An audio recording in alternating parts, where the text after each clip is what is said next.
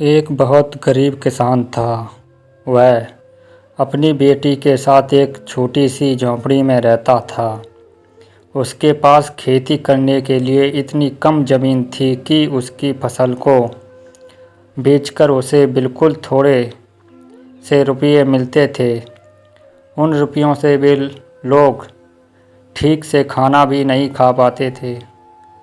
वह राजा के पास अपनी समस्या लेकर गया। राजा दयालु था। उन्होंने किसान को अपनी ज़मीन में से कुछ ज़मीन दे दी खेती करने के लिए। उन्होंने कहा, यह ज़मीन तो हमारी ही रहेगी, लेकिन उस पर उगने वाली फसल तुम्हारी होगी। किसान ने राजा को बहुत बहुत धन्यवाद की दिया। एक दिन वह खेत की जुताई कर रहा था, तभी उसका हल किसी कठोर चीज़ से टकराया। उसने कहा, वहाँ खोदकर देखा तो उसे सोने की एक खोखली मिली। किसान ईमानदार था। उसने अपनी बेटी से कहा, हमें यह ओखली राजा के खेत से मिली है। इसकी ज़मीन है, उसी की यह ओखली भी है, इसीलिए हमको इसे राजा को लौटा देना चाहिए। किसान की बेटी बोली, नहीं पिताजी, आप ऐसा मत कीजिए। आपको सिर्फ ओखली मिली है। यदि राजा ने आपसे इसकी सोने की मूसल भी मांगी तो आप क्या करेंगे?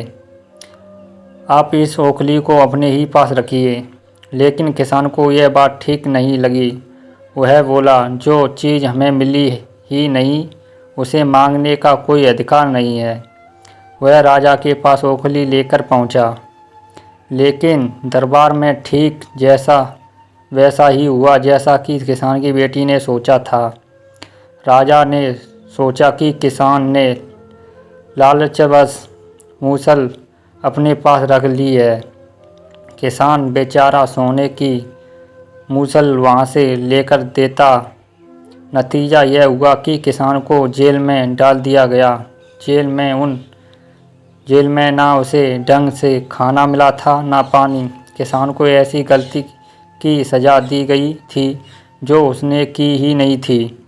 वह खाए पिए बिना निढाल हो गया। लटे लटे वह रोता रहता था और कहता था, बेटी की बात मानी होती, काश मैंने अपनी बेटी की बात मानी होती। एक दिन राजा ने उसे ऐसा कहने हुए सुन लिया।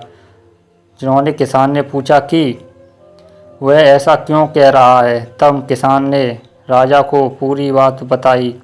राजा को अपनी गलती का एहसास हुआ। किसान को तुरंत छोड़ दिया गया।